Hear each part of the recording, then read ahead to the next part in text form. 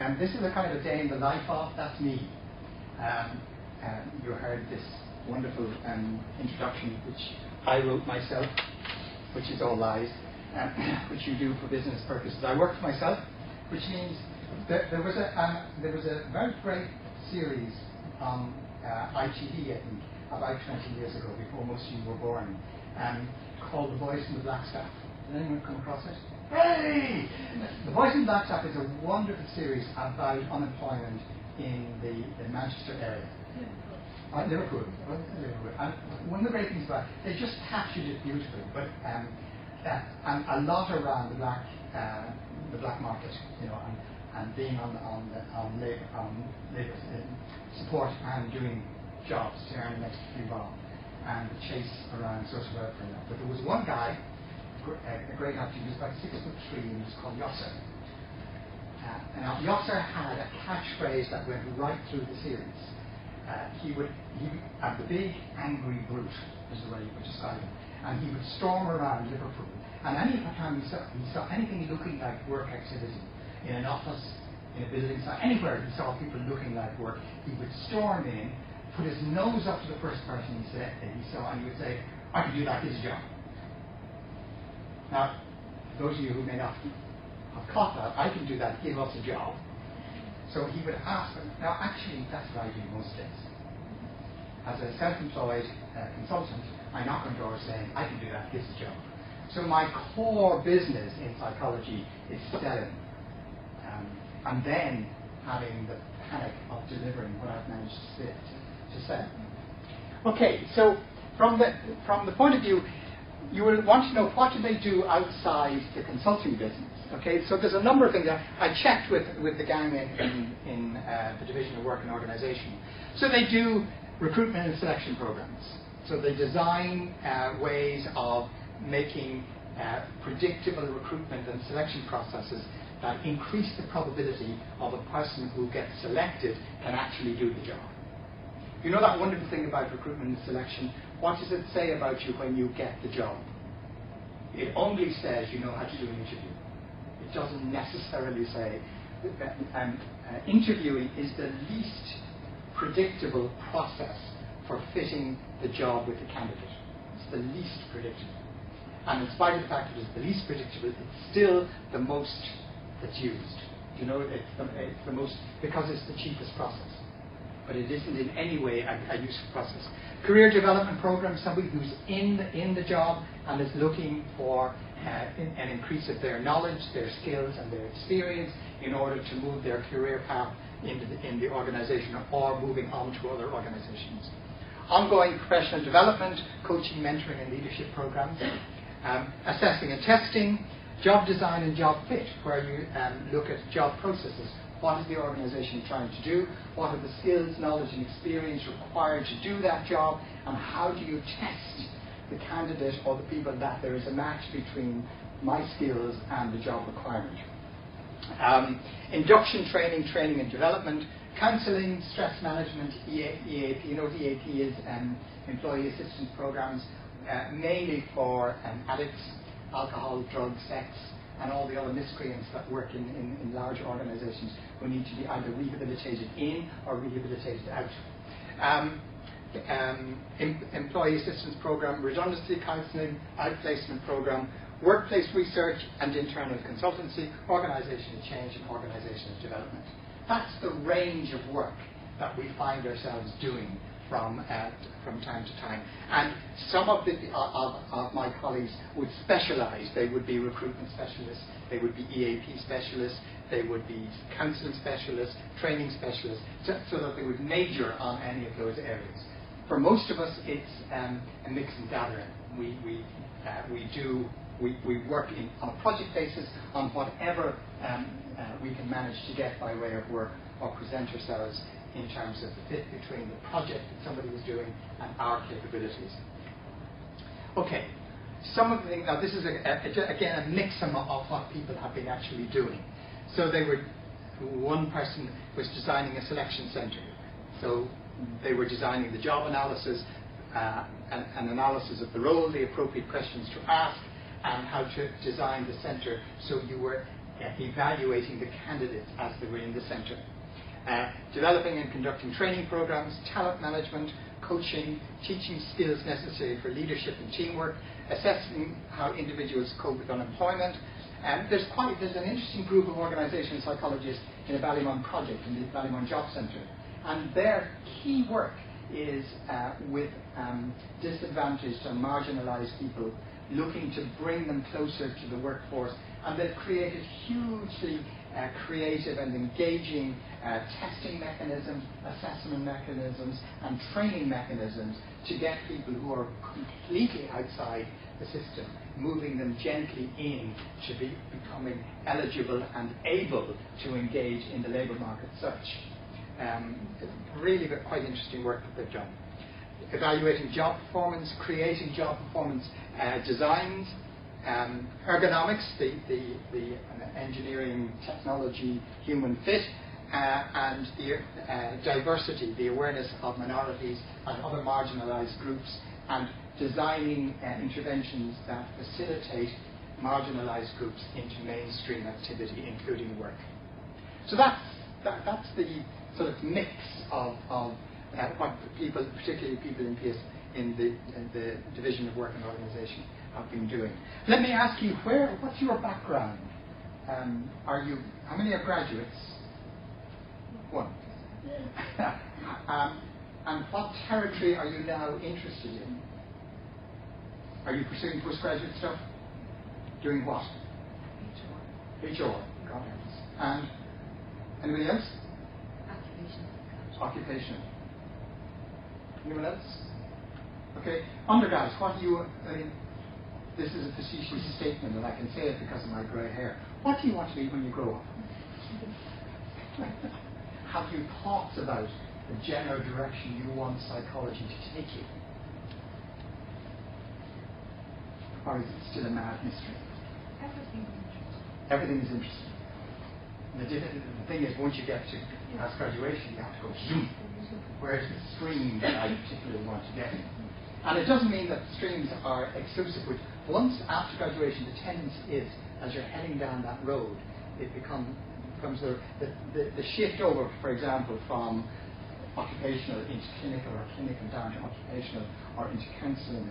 The streaming tends to start reasonably early, and there's not a huge amount of crossover further down the road. Do you know what I mean? Because the investment is so high. Do you know what I mean? You're working towards masters, you're working towards PhD, you're working towards practice, and you're investing a lot of money and time into the particular segment that you're, So if you hate it, you better make up your mind soon, before you've invested a lot of effort and money to get completely disillusioned. Do you know what I mean? I just heard tonight about one young man who was very interested in this whole business, very involved in the society, and is now going off to do film work. But at least he decided early on, that this is not for him.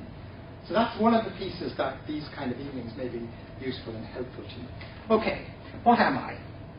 I run my own company called Clark Consulting and Training Associates, and that's a sole trader, that's me.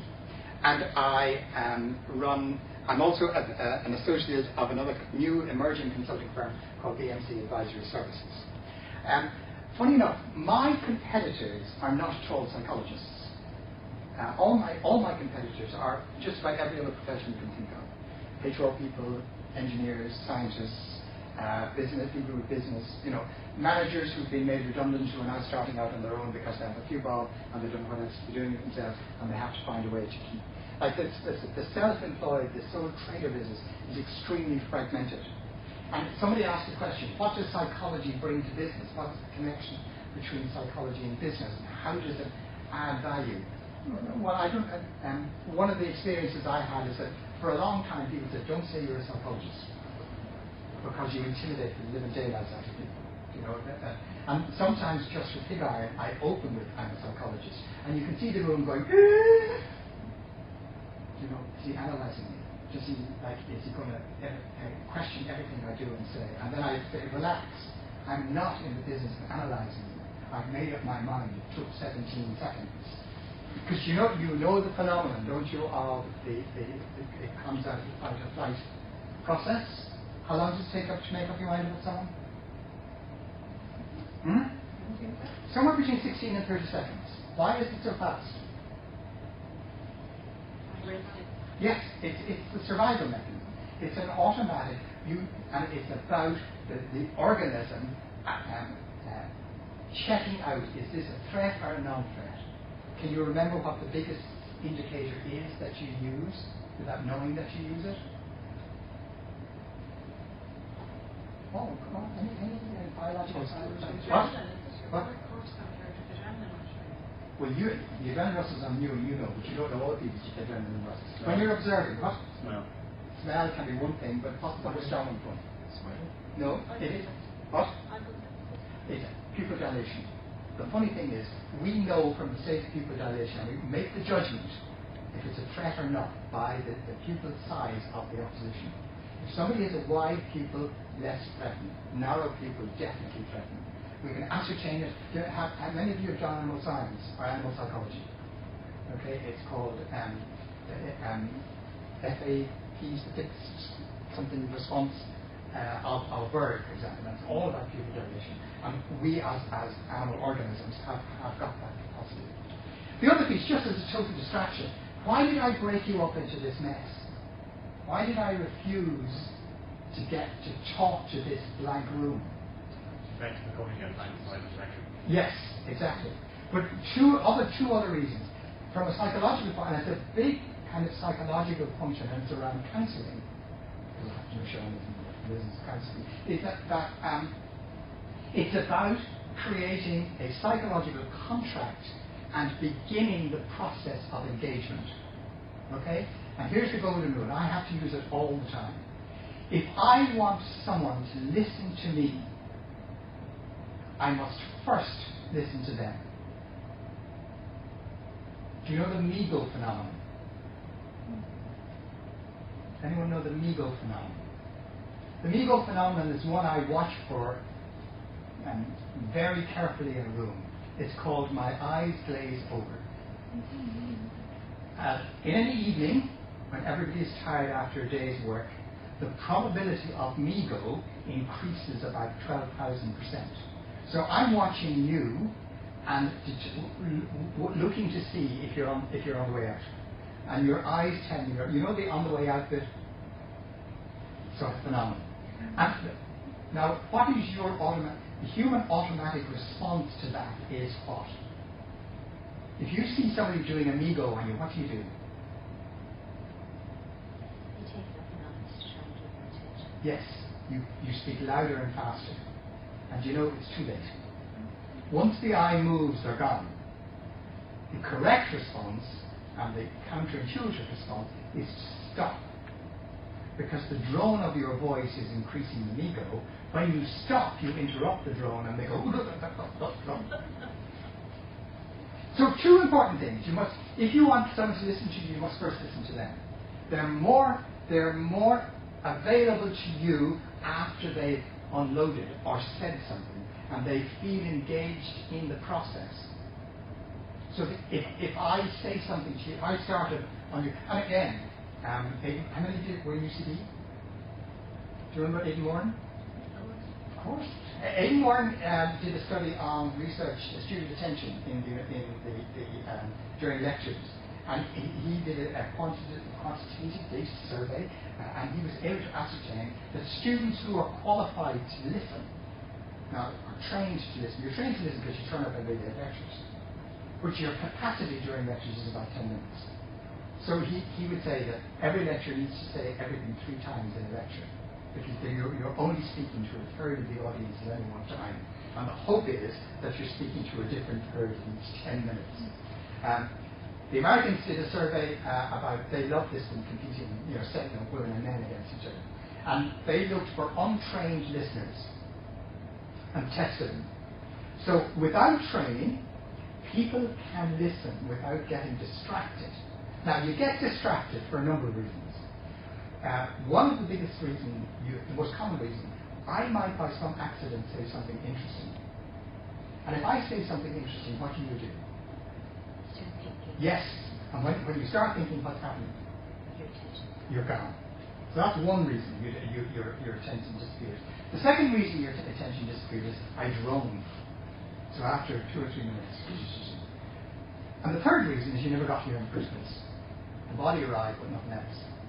Now, how many of you have driven in the morning to wherever you were going and you cannot remember for the life of you how you got there? It's a routinized trip, and you're half asleep, and you have no memory. And you wonder, did I knock someone down?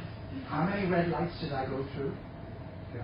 The reality is that you're on autopilot, and so your hyperactive conscious mind is not functioning. But if something happened, if something out of the ordinary happened in the course of that journey, somebody jumped out at you, or somebody pulled up in front of you, you would come awake, and you'd react.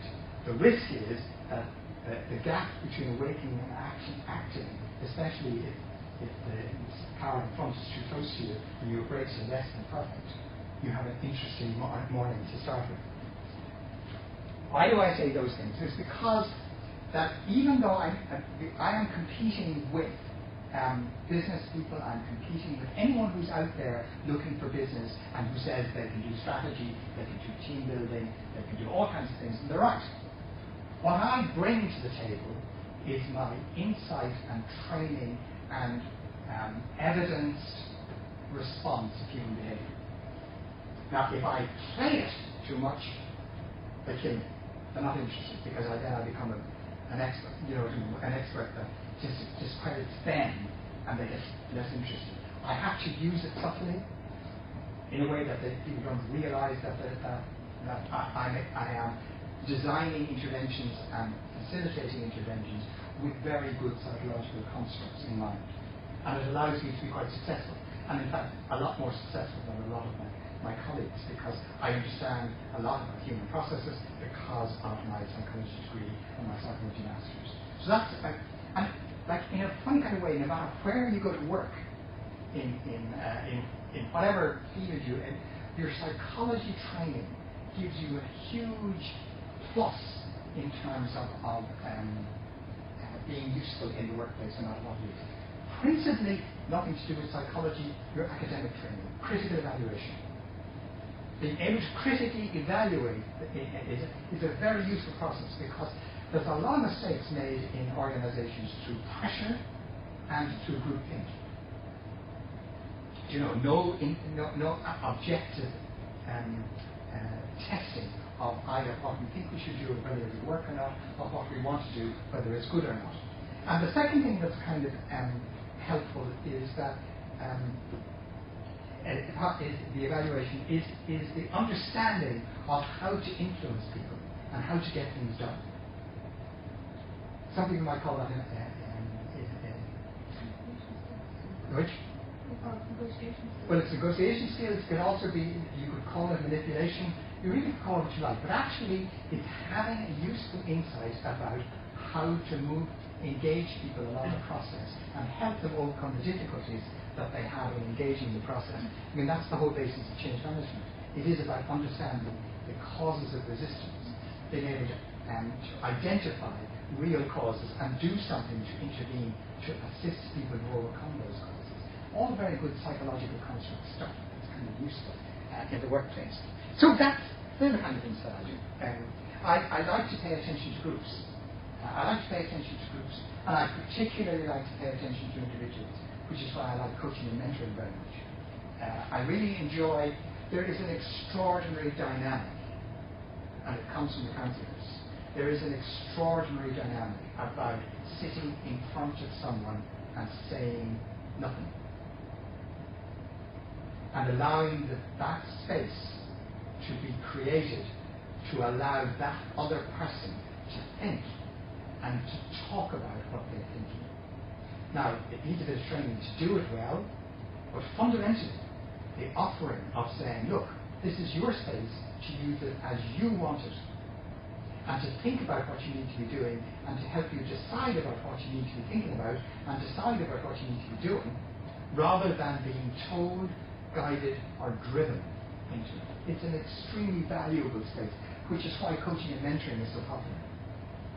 It provides this very, because one of the, what distinguishes us from animals? It's this bit. Is that the size of it? It's the critical evaluation, decision-making, insight, understanding faculty. In the workplace, you will find there's very little space and attention to allow that evaluation. And many of you worked for a career before you went to college. Yes. So you say, you remember that. Do. Don't think. Do. You know, whereas in fact, our unique contribution is what we think, how we come to decide, and how we come to act. So creating that kind of environment and that kind of space in the workplace is one of the key things I do. Whenever I work with a group or an organization, especially if I'm working with them for any length of time, I create a workshop environment and I create a space where they come out of the doing of what they do and they sit in another space. Because I can never get them to think when they're in the workplace. They're too busy answering the phone, running around, all the worries of that and they're going. It's pulling them into this space and creating an environment which encourages thinking, planning, deciding, understanding, all that kind of stuff that they need. Okay. So I was trying to think, what the hell do I do anyway? I kind of, you keep going and you keep doing it. So I was thinking about, if I was trying to explain it to a bunch of students, what is it? Well, I facilitate business planning and restructuring. So that's not particularly psychological, that's business. I coach and mentor leaders. Again, there are lots of coaches and mentors who are not psychologists, but what I bring is psychological understanding and insight, particularly in the interpersonal relations stuff, the framing and reframing problems, the non-judgmental, the understanding of psychological boundaries, the understanding of psychological contract. And the whole construct of contracting as opposed to demanding. I analyse and design workflows and processes. I do organisation development workshops. I do change management projects. I do some leadership development and I do some team development. They're the kind of things I've been doing over the past couple of years. But one of the biggest things that preoccupies me has nothing to do with psychology. Because I'm a sole trader, I have to manage, create, develop, get paid for and lodge the money in for the work that I do. And that's a business. So a large portion of my head is around where's the work coming from? How do I create conversations about getting the work? How do I design proposals that increases the probability of me getting the work? How do I succeed in getting the work? How do I then design the work and deliver it in such a way that they love it so much that they'll give me more work? How do I maintain my integrity in a commercial world and not corrupt myself too much? How do I continue to develop so that I'm offering new ideas every couple of years? So I'm not saying the same thing that I did 25 years ago, and I'm engaged in keeping up to date in my profession. How do I keep my network alive? From a business point of view, 80% of all my new business would come from my existing clients. So 80% of this year's work will come from clients I've had up to date. If that's not enough to keep me alive, I have to go looking for new ones. In addition to that, I will lose 20% of my business every year. So 20% of my clients will disappear. They will go to somebody else, they will die, they will emigrate, they will retire, or they'll get fed up with me. They want something new. So if I want to stay in this, so there's a huge piece of my life tied up with organising, getting and delivering the business. And then there's the doing it around me in such a way that it's successful, it seems to be successful, and it builds me a reputation for the work that I do. I also happen to be in my old age head, neck and ears involved in PSI, which is of dubious benefit. Well, no, I love it, but it's kind of... Some of the domains, I had to do this for registration. I was trying to think, what psychology do I bring to the work that I do? I mean, again, trying to distinguish what's different between, I worked with a sociologist, I worked with an engineer and a marketeer. The four of us worked in the same organisation. Now, what was I bringing that the engineer wasn't, that the marketeer wasn't? So, organisation psychology, understanding the theory, understanding how groups work, fundamentally an understanding of group work. Organizational design, understanding the psychological structures around design. Culture, the psychology of change. Group and group dynamics, the psychology of assessment of human behavior. Coaching, counseling, the psychology of negotiation and mediation. Positive psychology, motivational psychology, the psychology of gender, emotional intelligence. Cognitive, the psychology of behavior, the psychology of stress, the psychology of leadership. Performance, conflict, oppression, and addiction and testing. So if you think your entire undergrad course is useful when it comes to organizational occupational. Any insight and understand you get from clinical, that you get from counseling, that you get from health, that you get from behavioral, that you get from cognitive, that you get from social, all of those constructs are extremely helpful in helping you in organizational psychology. And the unique pieces of the organization are the assessment piece, the organizational design, the theory of organizations, organizational culture, and then the whole piece that we import from the rest of the areas of psychology. So what am I doing at the moment? I'm trying to think, what are the things that are paying my business in this current time?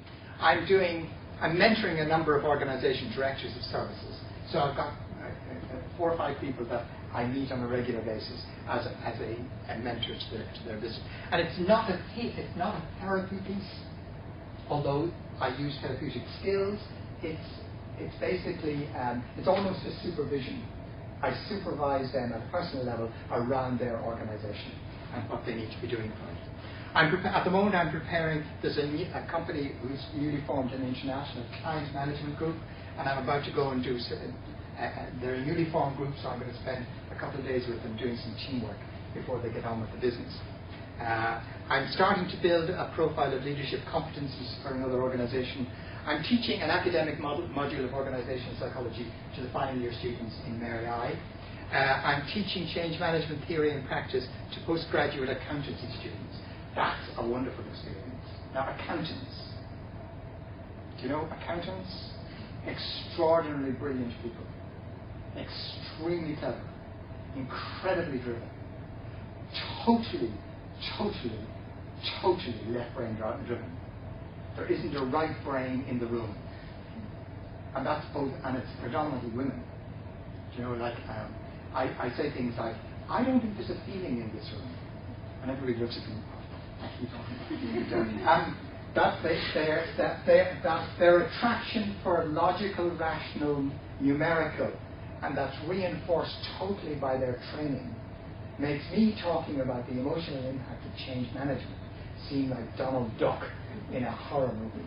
And I mean, one of the construct in creating psychological contracts is about gaining entry. So it's the business of you allowing me into your life to give you a hand. So the idea of my gaining entry in the course of a 6-hour lecture to these groups is just hilarious. It has intrigued me for 3 years. I haven't cracked it yet. All I can do is crack jokes and do performances because I don't know any other way to actually get inside the heads of these people. I have no access to them otherwise. I don't talk to them. I'm not on a faculty that meets them on a regular basis. I'm dropped in, helicoptered into them for a 6-hour bombardment of change management that they have no understanding of, and that they die of fright when it turns up in the exam. I'm wondering why they didn't read what they were supposed to read. Anyway, that's my current. At the moment, there's somebody's asked me to make a pitch to do some strategic help an organisation build a strategic plan, and that's an interesting one because these are a very successful bunch of men in an age group of probably between 55 and 75, who are, in the best sense of the Irish word, cute hooers. They are extraordinarily successful. They are personally worth huge amount of money. And if I was looking for sixpence, they want tuppence to give me. They just don't know how to. They don't know how to use either modern understanding. They don't know how to. They don't know the modern world. They're just making money by being cute.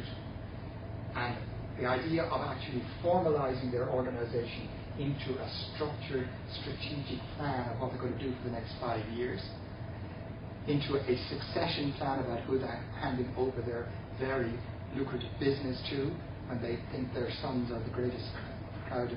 They wouldn't trust their sons to sniff at them, and they have no succession planning whatsoever. They don't trust each other. They refuse to. If one guy says one thing, the other guy will automatically say the other. Anyway, I'm making a pitch in to see, A, can I get in? B, will they pay me some money to do it? I'm working with a senior team to implement a new service model for their organisation. So I've worked with the project team for the last 12 weeks. We've designed how the service should look and what it should be. Now I go for 2 days to a workshop to present it to the senior management team, and also to influence the senior management team to build an implementation team, because the next stage is finding a way of how it gets implemented to be part of the organisation. Because lots of these organisations, they get it all on paper and they say lovely, and they put it in a drawer.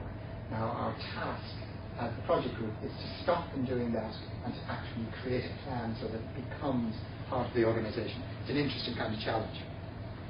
I'm working with a youth organisation to implement their strategy. They've got it, but now we have to implement it. I'm facilitating a change management project with an Irish NGO. NGO is non-governmental organisation. We used to call them the volunteer groups, but now they have the title of NGOs. And I'm teaching engineers consulting skills. That's another piece of fun.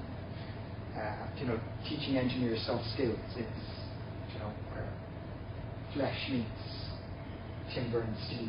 It's spectacularly difficult. Okay, that's about all I wanted to say. How am I doing on time? Yes, I've talked myself out of it. That's it. Why don't you now, rather than sit here so that I can hear some questions, why don't you go back into that gang and talk to each other and say, was that a load of rubbish or what? Do you have any, and figure out some questions if you want to have some specific questions you want to ask. Okay, so just turn around for a couple of minutes and talk to each other, and then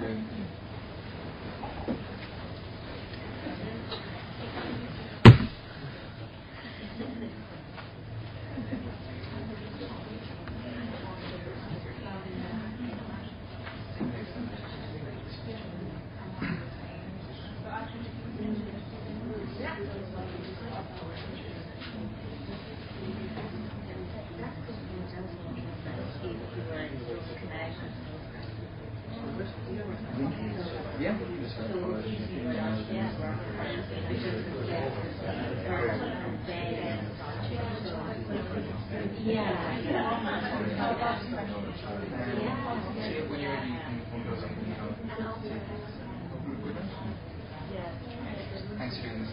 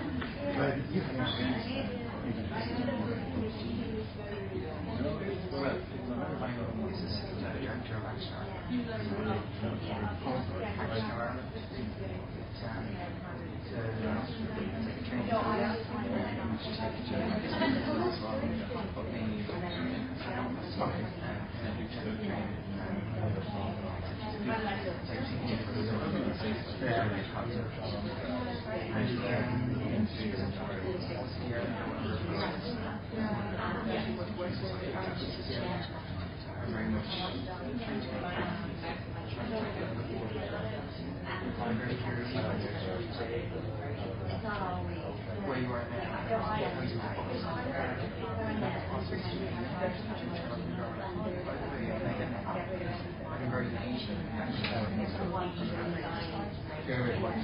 cold calling doesn't work. You need somebody who's so it's all about margin. I started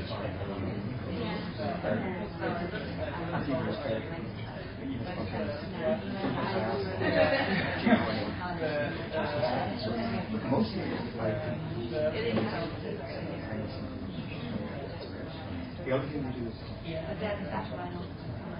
get confidence and you use and not just confidence, but it could be good in our organization, materials. Not enough to represent quality of the work that you do. So if you were checking a healthcare organization, you look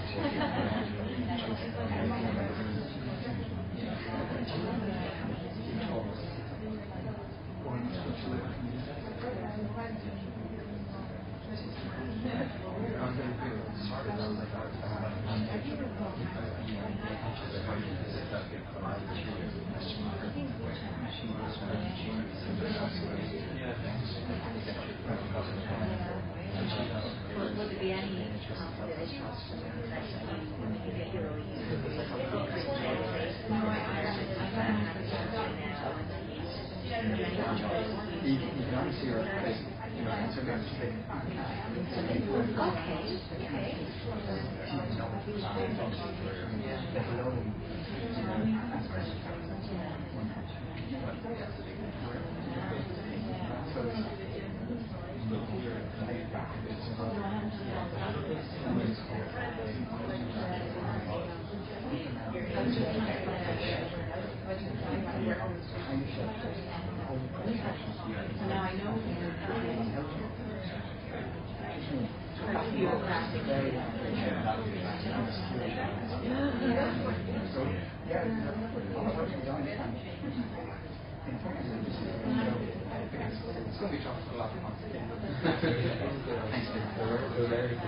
Okay.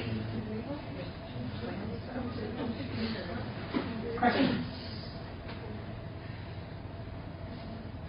Yeah. Yeah, I suppose just I'm coming from a different perspective. Most people have no technology training whatsoever, and nobody's interested whatsoever.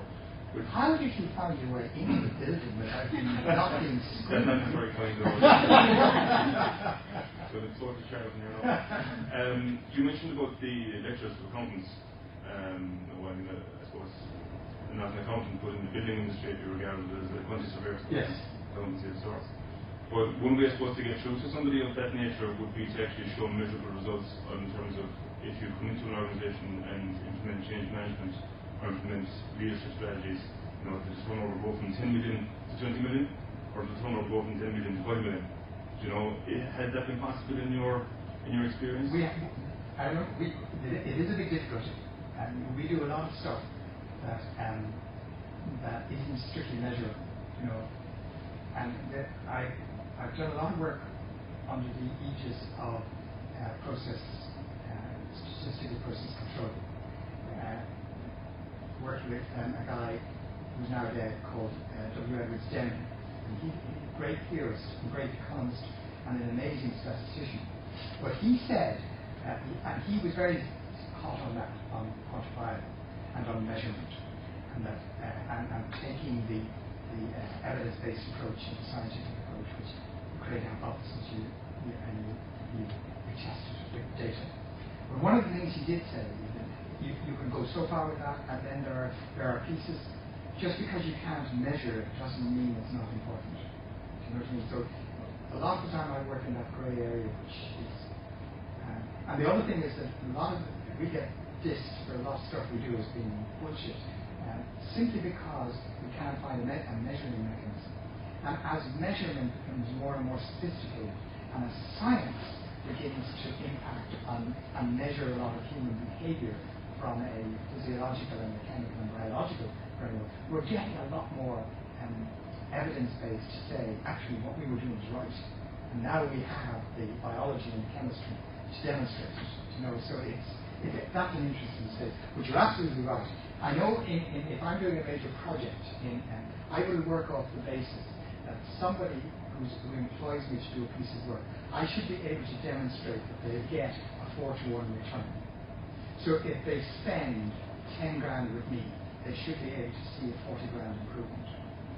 they spend 100 grand with me, they should be able to see £500,000 improvement. And that we need to be demonstrating this in order to be actually useful. And we try as much as we can, but there's still areas that we have to do that actually are measured. You're right, quantifiable as much as you can is extremely helpful. So by attaching to measurable things is very useful. More questions? Could you talk a little bit about the route you took to get to? Yeah, I worked for 30 years. And I don't joke, I lied, not 30, 28 years. I was in the printing industry and did my apprenticeship, did production management, sales management, ended up as marketing manager of an organisation, and then decided if I stayed there I would be dead because the stress level was too high. So I took a 4-year break went to university. And then it seemed to make sense to use my work experience and do organisational psychology. So I did that. During my organisation, I knew lots of people in business. There was one particular organisational consultant, and for my dissertation for my master's, he gave me a project on a piece of work he was doing, and I did that on the whole employer-employee relationship piece we were doing. He was doing a piece of course, and I did the evaluation survey and presented that in my master's. And then I went to work with him. I started with him as I had a very funny experience. I had worked for him, earned my living. I had 2 children and a wife and a house, and they all got nothing for the 4 years that I was in college because I went full time. And when I came out, I thought now I can start earning money again. And I finished in 1988. I was earning about 15 to 20 grand a year, and so the expectations you come back into work. 1992. My first year in work, I earned $5,900. So there was an incredible shock. Now, it's worked out very well since. But my route was degree, master's, work experience, placement, get in with somebody and learn the business. And I worked with him for 15 years and then went out on my own in the last 6 or 7. So nowadays, a lot of people go through a much more formal route. They do the masters in organisation, so a lot of people do PhDs and go on. But essentially in our business, you need to be getting into the commercial world, or the organisational world. It doesn't have to be commercial. Getting into like Eva,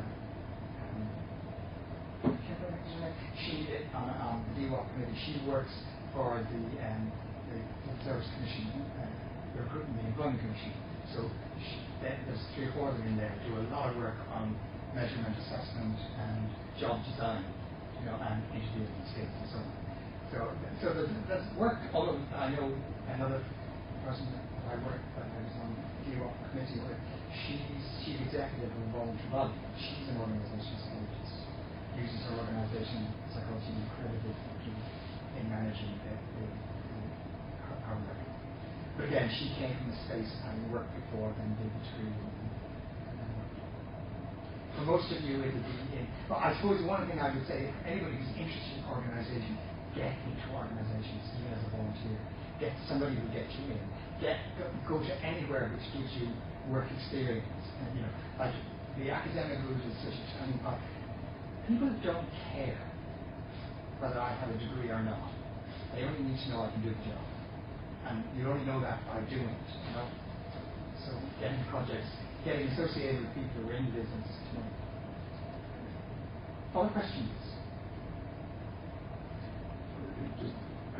Does it ever happen that a CEO or a managing director of a company who's employing for 100 people might actually come to you and say that, might actually put the entire organisation on your lap and say the senior managers are being motivated, the staff turnover is high, the culture of the organisation isn't correct. Do you ever get the actual opportunity to really instill a whole new culture into an organisation? About 5 times in my life in the work. It's incredibly exciting. It's phenomenally challenging. It's scary as hell. And it takes about 3 years. So you would be in an organisation, right? On and off, not every day, but you would be in an organisation, creating interventions, working with the senior management team, coaching the seniors, making change management projects, challenging your organisation. I I think I did 5 big ones, really big ones, where I spent 2 or 3 years with them, and they were really exciting. And I also did about 3 others where I started and then got fired. You know, halfway to the point you hit the sore spot, and they say, "Oops, no, that's gone." So there's a very high risk of getting fired. There's also a very high in what I've noticed over the years. There's a very high risk that the guy who brought me in gets fired. Very high risk, you know. So I come with a government health warning for people for large projects. But I mean, I keep looking back now. I really should have written them up, and I don't even know if I can find the stuff to write them up now successfully. I think I did my calculation 9 out of 13 were successful. But actually, from a change management is a very risky business. About 80% of them fail. That's the figure. About 80% of them fail. So my stats are phenomenal in the street reviews, but they do fail because for a variety of reasons. You know, people don't see them through to the end. They quit too quickly. Barriers, the resistance is too great. The energy is too. People move on too quickly. You know, I did a gorgeous piece of work. We were just getting there, and then the guy went on to something else. He was the driver, and once he went, it just shut down again and moved over. Okay, any more questions? Who is it in the organisation who will say you have a problem here and reach out to you for help? Would it be management, HR? We have loads of theories about it. HR quite often. A production manager might, the CEO might, an outsider might. In other words, another consultant might say you need some expertise in here, or their auditor might, or any number of people. A board member might, you know, actually initiate the issue required. My preference is against HR people. Why? An interesting phenomenon. HR people are very often mispositioned strategically in the organisation. In other words, they're not rated.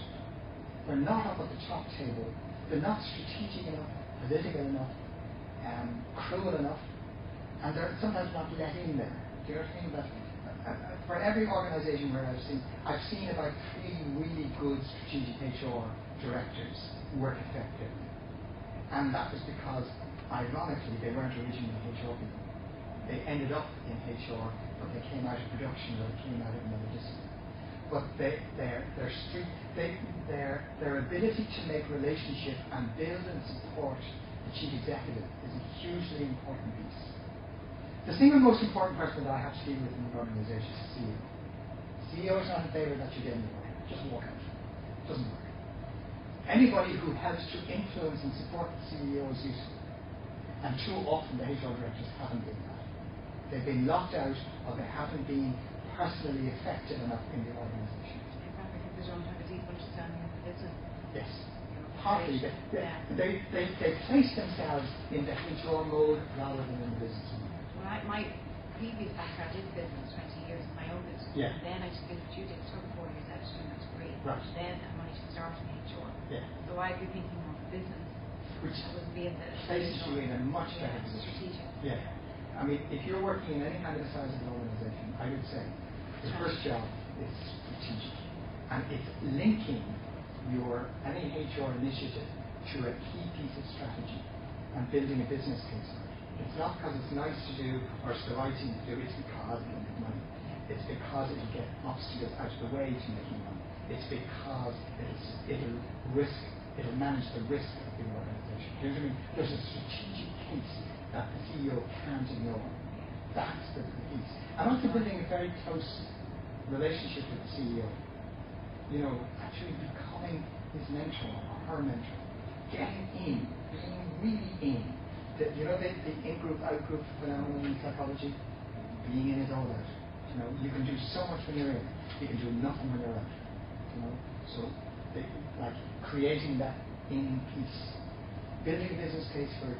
And I call building a very close personal, professional relationship. And that has nothing to do with the personal. And totally has to do with being a full human being, really engaged with the human being who happens to be in the role, but very, very tight, but very professional. That's the biggest skill in terms of managing in an organisation, I think. Last question, yes. And so after your master's or your PhD, would most people go the freelance self-trader route, or is there much scope for just getting it? In the UK, there's a lot of scope for work. Most occupations who come out get work. Here, most of the people who got, I was down in UAL where they're doing the masters, and they were saying all of their last year's cohort are employed. Now, a lot of them have got to go away to be employed, but they're finding work. Now, a lot of it you find bits of work to start with, or you get a contract to do a piece of work with an organisation, or you get into do a specific piece. And most people in our business are not PhDs. PhDs are overqualified. They're too academic. Do you know what I mean? And they've missed the 4 or 5 years of business relationships, of building businesses, of being in the organisation. You know, masters is more than adequate. Especially the occupational masters. Just relating to that, how will someone newly graduate get their name out there? How do you suggest ways of, when you're saying there's so many ways to contact a business, saying, do you need this or that? Or, what's the best way to kind of get that start going? Well, I've just graduated. Yeah. What can help? You need to be, it would be almost impossible for you to set up your own business. Oh yeah. As just a graduate. You need to link in with other people. You need to get hold of a consulting firm who will take you on as an intern, so that you start to get your feet on the ground in terms of experience. You need to start talking to people around the place. You need to start getting any kind of assignment. Do voluntary work. Actually create an assignment in a voluntary organisation where you exercise your skills and get referenced by it. Do you know what I mean? So it's all about networking. Now, how does anyone start? Hard neck, long tongue, long hours, intensive use, all that good stuff that you have to start with to get work. Would you recommend, for example, approaching consultancy companies like you did, and saying as a master's project, if is there something, some project research I could do to help your business? Yeah, that's and free research work for that company. Absolutely. Yeah. The other thing is write articles and get them in. Write expert articles. You're a master now. You write well. And write articles that and say, look, here's an approach to an issue or a topic that's current, and see if you can get it published, so that you start getting your name in. Consulting is a wide, huge, big thing. It's worth billions. It's also potentially the most corrupt business in the world. But one of the things that the big consulting firms, with a senior operator, senior consultant, every 5 or 7 years, they kick them out for a year to write a book. Write the book. They're all because research has demonstrated business development increases when you publish. When you publish the effectiveness of your interventions, when you publish the evidence of the work that you've done. When you lecture, you go on a lecture circuit, and that's the whole way you build up. One of the things I was doing today, actually, was I have a list of every company I ever did anything with, and the most important second column is who referred me. How did I get that person? Because the most important people for me are not obviously the clients I get to work with, but the people who refer me to work. I need to look after those extremely well. And it's kind of interesting because I've worked on with the DWOP committee. I'm on the Psych counselling. I'm still in the committee. I was chair of the committee for a couple of years. But I look at our list. DWOP gave me half a dozen clients. So being active in the profession doesn't do you any harm. Is there permanent kind of in-house organisations like ours? I just have that in my head coming in here. The in-house people. Not in Ireland. Yeah. The Irish Commission, there used to be the Appointments Commission, they're unique. They do. There's permanent. They have 3 or 4 occupational psychologists working there. That's not the regular route. That's No. not the route. Yeah. Now there are quite a number of occupationals working across the HSE. Not in a row. Only one that I know is working as an organisational psychologist, but others working in other parts of is doing organisational work. There's a lot of it in the UK. My counterpart in the BPS, who is chair of the division of occupational psychology, is a Dublin guy. I met him a couple of years ago, and he's the director of psychologists in the work and pensions civil service, and he employs 200 psychologists. You know, so like it's over there. Yeah. So it's mainly project work. Yeah. Suggestion that before you do a master's to get experience in organisation. Yes. What kind of role would be good to get? Anything. Anything. Okay. Go out and get yourself much dirty and not at McDonald's. You know, what you want is to get into an organisation that will expose you to all the organisational dynamics and politics and all that good stuff. You might try. I work or I volunteer with an orchestra, and I would love to ask you to come in and do strategic stuff. We don't have the money, so I mean, like €11 an account at the beginning of the year when I'm starting on our feet. But that might be something that students might go to school and offer to drama clubs, whatever. You know, I'll come in and I'll help you run your club, your group, to help you maximize your time. A lot of they're voluntary. A lot of people on the committee will do it because they love the group, but also they don't have other lives and other jobs as well. And I go to a committee meeting every 2 weeks, and the committee meeting takes about 2.5 hours. If I could find a way of cutting that down with travel time on top, roughly every 2 weeks, if I could find a way of getting business done more streamlined and getting somebody to say the things that I can't say in the committee, like our chairperson's children, these kinds of things. Oh, there's good use for stuff. Actually, you do yourself credit on it. €11 in the black in this economy is wonderful. the banks are bankrupt. You know, they're not we are. What? They're not we are. Oh, they are. Yeah, Indeed, I mean, they're operating on us. You know, it's an outrage. The point being, just that's one thing that you can start off with. Approach and your parish newsletter. It sounds a bit silly, but maybe your parish priest is fed up with this or would like to have a better way of streamlining his hours. The NGO organisations are good. So you know what I mean, and like all of the amnesties and they will take offers of pieces of discrete work on a voluntary basis, but you need to plan it. Do you know what I mean? In other words, but I would go in, get into any organisation and just learn how organisations function. It's hugely helpful when you go back to do your masters, because you take a completely different view than if you come straight from university. Because you're far too academic, in the sense that practitioner piece is very useful. I've 10 minutes over my time. I'm sorry, Linda, I'm taking up your time, which is outrageous. So I'm going to close and say thank you very much, and go well with your studies and your job hunting and your interest in organisations. And if anyone has any more questions or wants to get in touch with me, you can get in touch with me through PSR, or you can contact me. My email address for that if you want. Right? Thank you very much.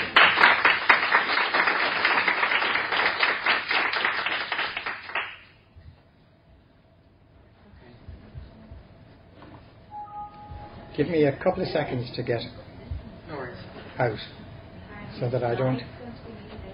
Do you want them? Yeah. Okay. What I'll do is I'll send them to Sinead. Okay.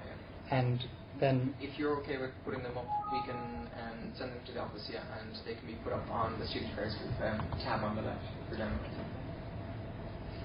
Yeah, we'll do that. Thanks, Rudy. Ah, come on. I do. No, I don't. That's better.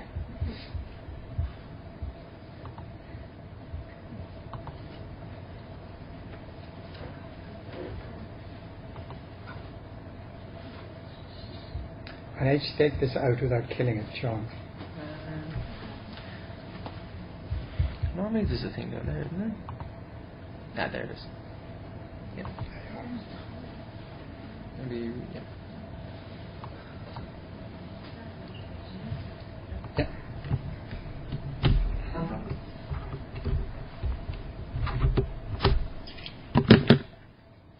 I'm done. Okay, guys. Okay, so next we'll introduce Dana Montgomery. I have a small part here for you as well, just to call out. She joined the President's Office at ECU in 2005, and as an assistant to the Deputy President, Danielle manages the day-to-day schedule and workload of the Deputy President, as well as having a number of key responsibilities on the administration and operations side of the office.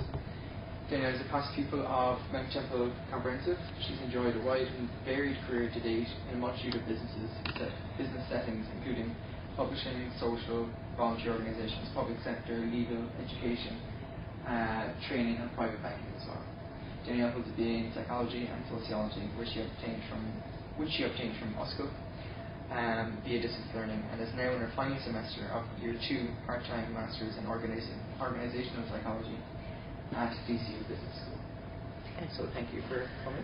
Thanks for the introduction. I'm not as an experienced speaker as Peter, so I hope I don't give you an ego. So you just bear with me. So, as you know, my name is Danielle and I work at the President's Office at DCU, and I'm also a part-time student, just about to enter my final semester on the Masters of Science in Organisational Psychology at DCU. My working career has largely been in administration. My academic career started a long time ago, probably back in 2003, when I decided to undertake a distance learning degree through USCO. Most of you here this evening are most likely full-time undergraduate students and are unfamiliar with the distance learning model. In short, you register, receive your material by post, and off you go. Each module is worth 60 ECT credits, 120 hours of study, 3 continuous assessment assignments, and 1 exam. The subjects offered in the Humanities BA are History, Sociology, Psychology, Philosophy, and English Literature. Students may take a maximum of 4 modules in any 1 year, and I decided to major in Psychology. I've always been interested in the why of things and why people, including me, do things and behave in certain ways. It takes 8 modules to get to the diploma stage, which is really the point of no return, because it's 12 to get to a degree. The arts degree is a 4-year full-time course, so all in all, from first registering to graduation, I reckon the gap for me was about 8 years. That's actually not as long as it sounds, when you consider I first started taking just 1 module a year to see how I got on, and like most mature students, I had a full-time job, a life, and all that goes with it. I also had not studied since I'd left school, which required a lot of adjustment. So after various everyday upheavals, family illnesses, house moves, and the general whatnot that everyone goes through, I got through it. Bit by bit, chapter by chapter, assignment by assignment, and module by module. This mode of study can be quite lonely. Students typically meet once a month for non-compulsory tutorials, but they're invaluable because aside from your assignment grades, it's your only chance to benchmark yourself against your peers, or just have a chat about how you're doing. Obtaining your degree this way also instills the positive organisational behaviours of hope, optimism and resilience. It takes all 3 to persevere through a comprehensive programme, largely on your own. I sometimes used to feel that I'd get my old age pension before I got my degree. It's also challenging to get up on a Saturday morning and go into a tutorial at 9 a.m. in the morning after finishing a week's work, especially when there's tons of better things to do. Even the ironing starts to look attractive at this point. I'm sure all of you are familiar how easy it is to get distracted by important tasks, such as checking your Facebook or Gmail account or watering the plants when there's an essay looming. The distance learning module has evolved since then to include a lot of online interaction, but still it's a long road, and I eventually graduated with my BA in Psychology and Sociology in 2011, and the die had been cast. Without wanting to sound like a complete nerd, studying had become a way of life for me. Not my entire life, obviously. I do like to go for a couple of pints and watch trash telly like everybody else, but you'd be surprised, if you're creative enough, how easy it is to fit learning into your life and do a full-time job. You know, all that dead time in the doctor's waiting room or sitting on a bus, just read a journal article. I'm sure a lot of you have access to iPads, laptops and smart technology. Read online on your lunch break, because learning should not be seen as something that just stops when we finish school or get our degree. We should all strive to learn as much as we can, for as long as we can, in order to fulfil our potential as human beings. And so I enrolled in the MSc in Organisational Psychology in DCU. Some people thought I was mad, that I should take a break, but I thought I'd strike while that iron was hot. What's another 2 years? It was also suggested to me that I might want to consider a Master's in Business Administration. Aside from having no interest, or more importantly, no aptitude for finance whatsoever, my first love and passion is psychology. As you already know, and to borrow a definition from the APA, psychology is the study of the mind and behaviour. The discipline embraces all aspects of the human experience, from the functions of the brain to the actions of nations, from child development to care for the aged, in every conceivable setting, from scientific research centres to mental health care services. The understanding of behaviour is the enterprise of psychologists. In short, it's about people. It's about you and me, and it's about the colleague beside you, how you understand yourself and each other. If I could use a crude analogy, the difference between the BA and the Masters is like the difference between starting out in a long, arduous journey across the desert on a camel and boarding a high-speed Japanese bullet train. Once you get on, there's no let up.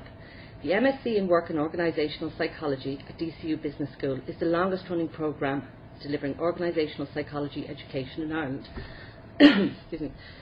Graduates of the programme have gone on further afield in the field of organisational psychology in the workplace, thereby facilitating a broad range of organisations to reach optimal effectiveness.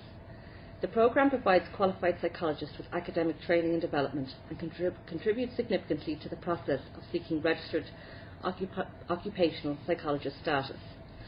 Among the main areas covered in the programme are the psychology of work and organisational life, recruitment and selection, motivation, leadership, satisfaction at work, managing organisational change and development, organisational diagnosis, consulting and applied organisational research methods. But any of you can go online and read the course prospectus. What I want to talk to you about is the educational philosophy and human dimension of the programme.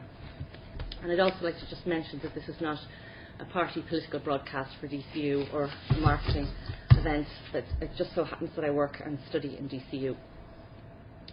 Even if you have a career goal, aside from becoming an organisational psychologist, nothing will prepare you better for the world of work.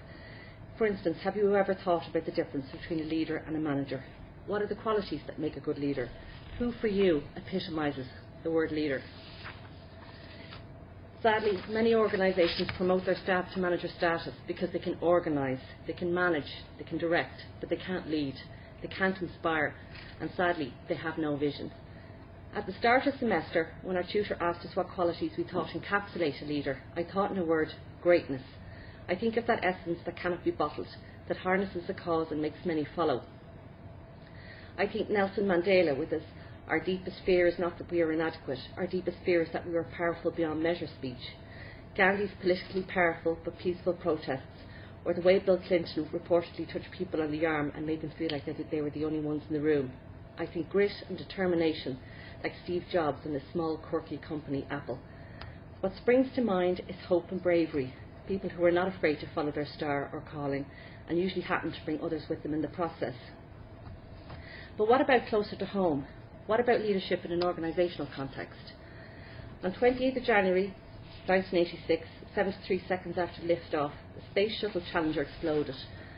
President Ronald Reagan immediately appointed a man called William Rogers to lead a commission to investigate the incident.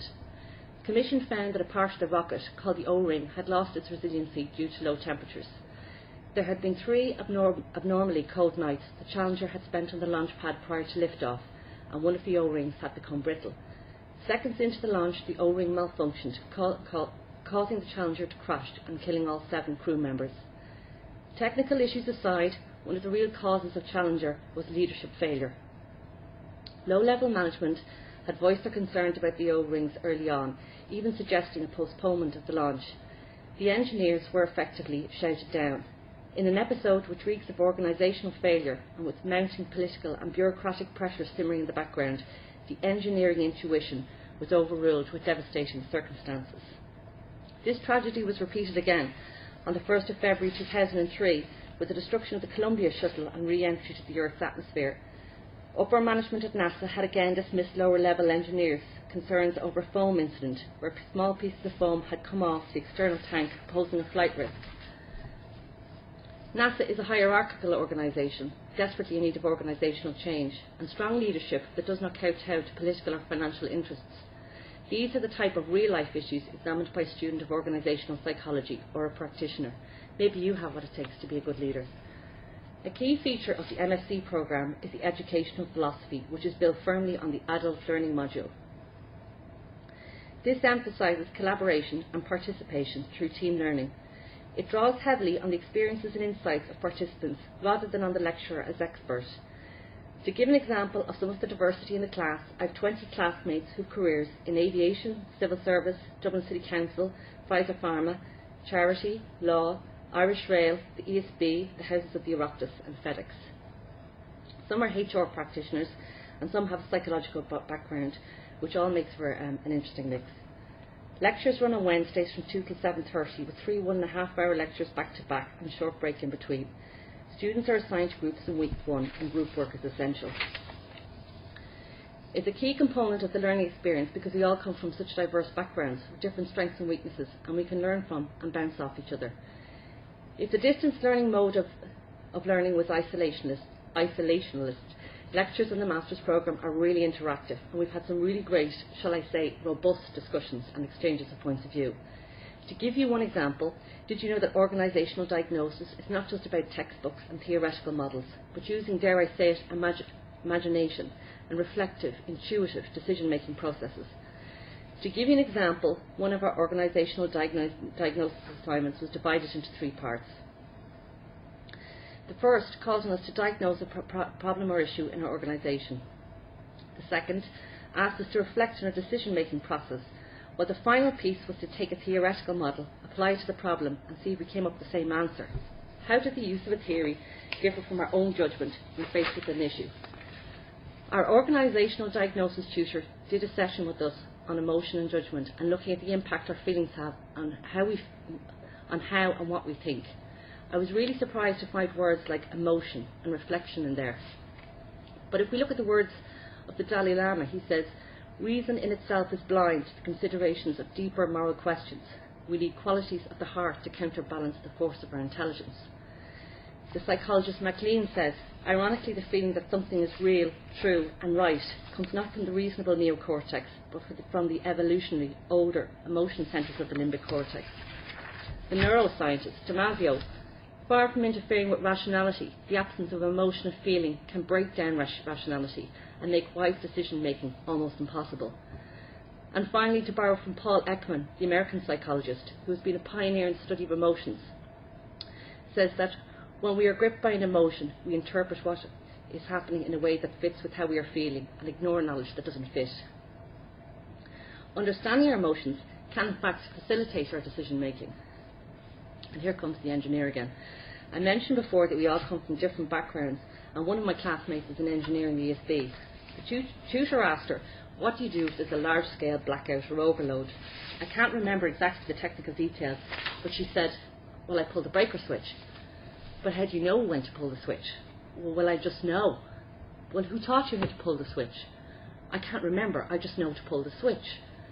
But how did you feel the first time you pulled the switch? What happens if you pull the switch and you don't need to pull the switch?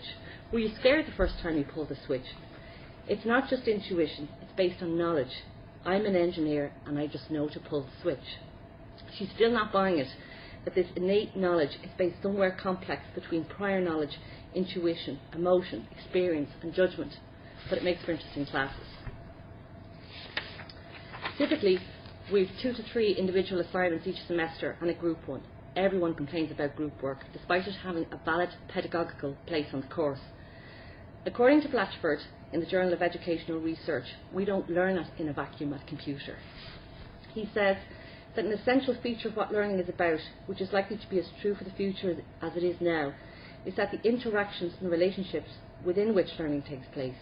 In the future, the distinction between teacher and pupil, expert and novice, may well become blurred, especially as information becomes more widely and instantly available.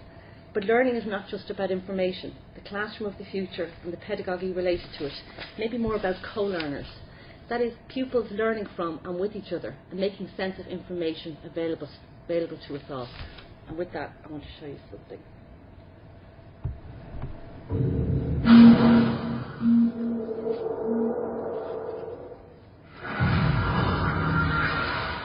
Cambridge Ideas, transforming tomorrow.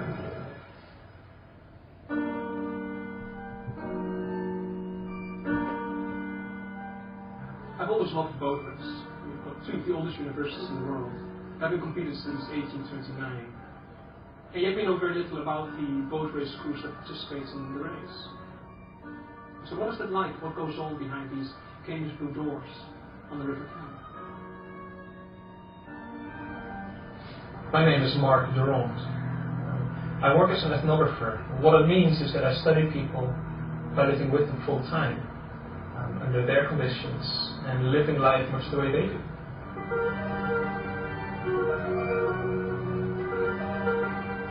Now what I'm really interested in are the way human beings operate in high-performance contexts, very stressful environments. What's the human experience like? What makes them tick? I try to live as much as I can like baby. So I wake up early in the morning, I go to training sessions with them, and so I tried very hard to integrate as much as I could.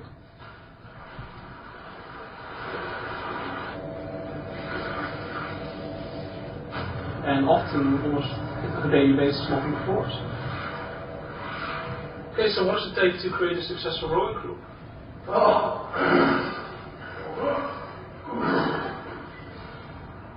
What's really interesting is that it seems that the 8 fastest individual rowers don't necessarily make the fastest boats. It's not because we lack objective performance data. You put rowers on a rowing machine where you have to lift weights, and it's very easy to observe what they're capable of doing. But line up all your 8 strongest people and put them in a boat, and they'll likely not comprise the most fastest for a boat. So these people are good, but what makes them good makes them difficult. So they're intuitive, they'll often be right in the past, they'll think they'll be right tomorrow, they can't help being what they are.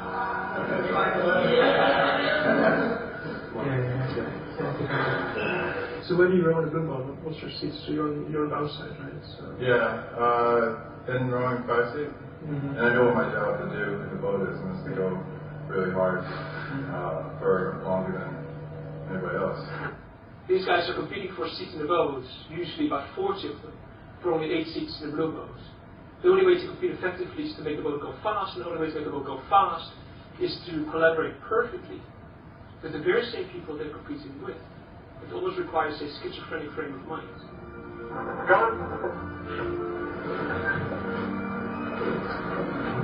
At the same time, rationally speaking, they are not dysfunctional. But actually, this state of being intentional, of having to compete and collaborate at the same time, gets the best out of these individuals.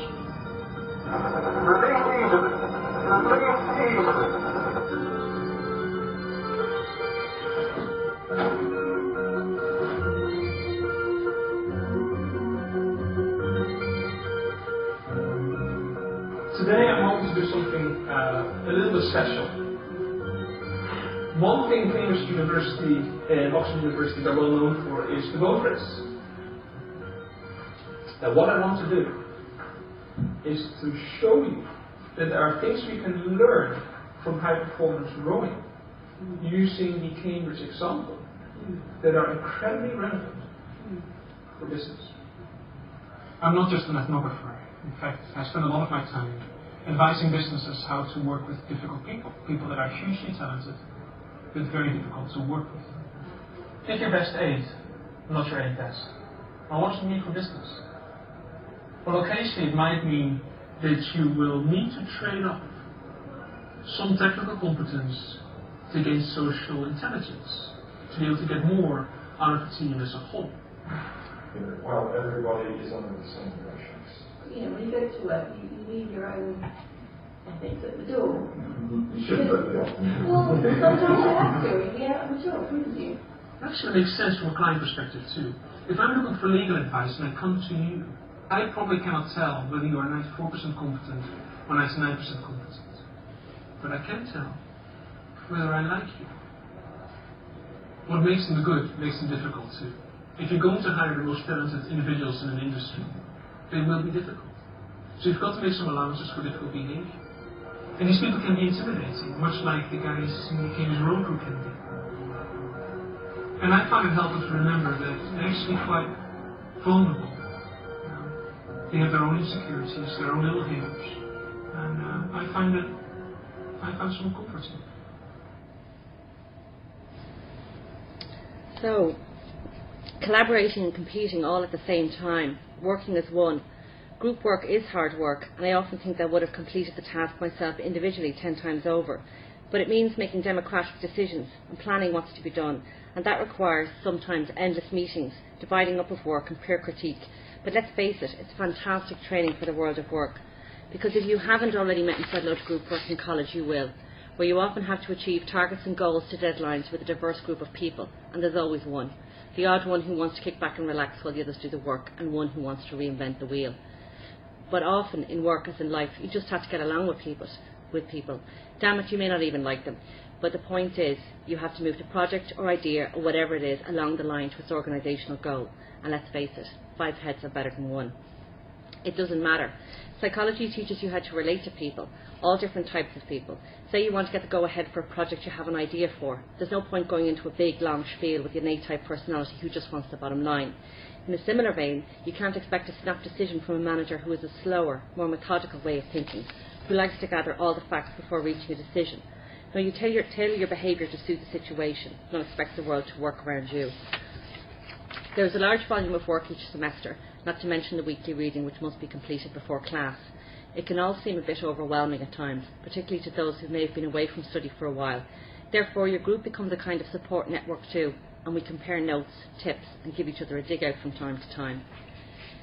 Again, relating to organisational psychology to the world of work, we looked at a book called The Perverse Organisation and Its Deadly Sins by Susan Long. I really enjoyed this book, and it looks at the organisation as an individual, sometimes a sick, perverse individual. The Perverse Organisation and Its Deadly Sins begins by examining the nature of perversity and its presence in corporate and organisational life. Then 4 chapters examine the corporate sins of perverse pride, greed, envy and sloth, each taking case studies from major organisations suffering their effects. Finally, the book inquires into the nature of the consumer-provider pair as a centrepiece of the perverse cultural dynamics of organisational life.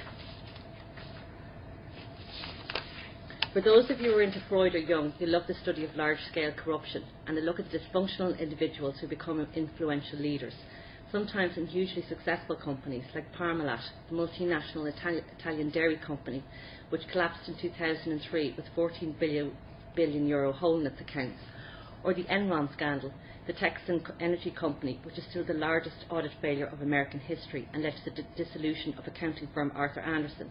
Long sees this type of corruption as a type of madness or psychosis. But my favourite perverse story is centred around sloth and neglect, and it's about a son, Bob, who was estranged from his father, Sir Reginald Ansett, founder of Ansett Airlines. Sir Ansett married again and had another family, in accordance with the wishes of his new wife, had virtually no contact at all with his 3 sons from his first marriage.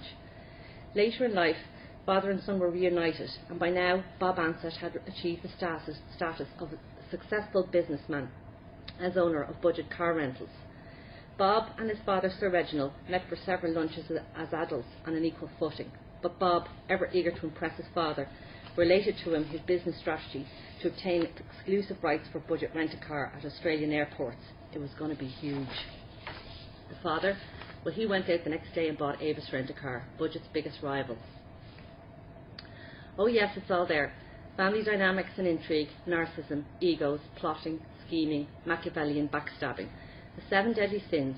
Who needs soap when you've got organisational psychology? So now I'm on the final lap. The next and final semester starts in early February, and we'll be stopping at the stations of organisational consulting, change, psychometric testing, conflict resolution, and of course writing the dreaded thesis. You know they say the best dissertation is a finished one, but you know the journey won't end there. These are already germinating about a PhD, or I may decide to practice as an organisational psychologist. I may decide to do something really radical, like jump ship, hop the fence, and defect from the administration to the academic side of DCU. But if you take anything from this talk whatsoever, I want you to know that your learning journey does not end with your graduation from college and obtaining your psychology degree. You may be lucky enough to get a job right away. You may decide to travel. You may wish to go on for further training as an organisational psychologist, or you may enter the world of business. Whatever you decide to do, I hope you remain passionate about your subject. I do know what you've learned so far will serve you well wherever you go. Thank you.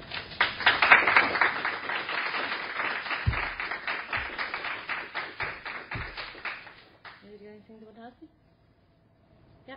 Yeah, what kind of thesis do you have to do? Is it a qualitative case study? You have to write a thesis which is about 20,000 words minimum. Some people produce a phone book, but I think that's around the minimum. But it can be qualitative, quantitative, or a mixture of both. So last semester we were required to present a performa idea to the class, which was great because it kind of ironed out. A lot of people have changed their mind about what they were going to do, or ironed out any tweaks, or maybe, like a lot of people apparently say, decide to do gender and leadership and then decide they haven't got access to leaders to collect their data. So. Do they point you in the direction of your thesis, or do you have to come up with it yourself? Do you know what I mean? Like coming in.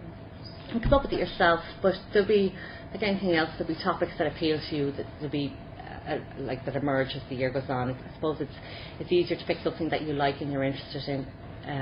I'm going to do a study on the administration staff in DCU, because admin is a largely under-researched topic, because obviously academics research academics. So for me that's interesting, because that's what I work in. And from the org psych hook is engagement. So I'm kind of turning that around to, hone in on something that's of interest to me. But something normally kind of pops up for people as they go along.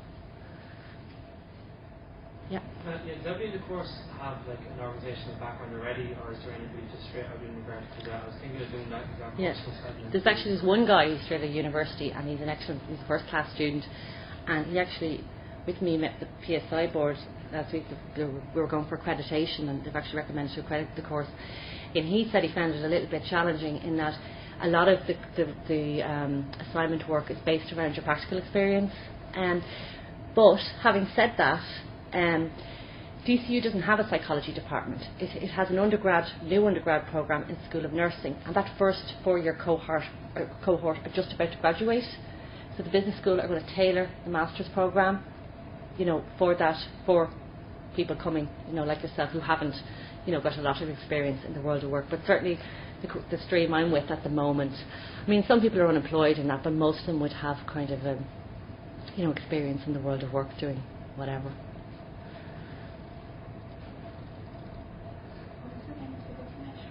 It's called The Perverse Organisation by Susan Long.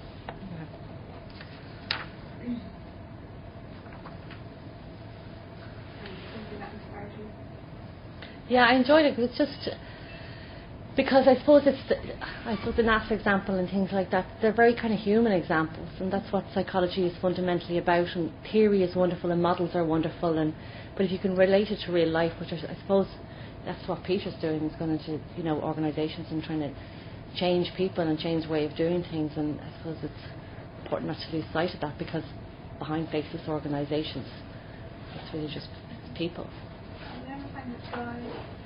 Try. Business. And I work in a training unit.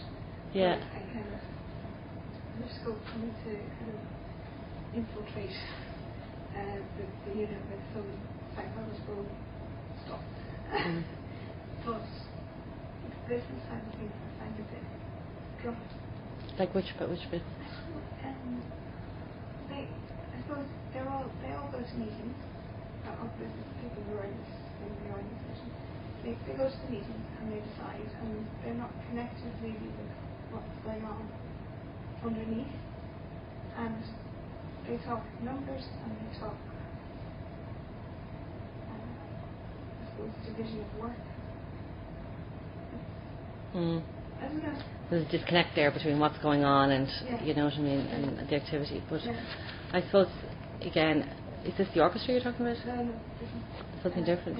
Yeah, I suppose it all comes down to again what you're interested in, and like I mentioned earlier, somebody suggested to me that I do a master's in business administration. It would be fantastic for you, and I would never, I think, got through the first semester because I just couldn't be bothered. Because you do need that kind of sense of self-motivation in order to get through, a big workload. So, is that it? Okay. Thanks. Thanks very much.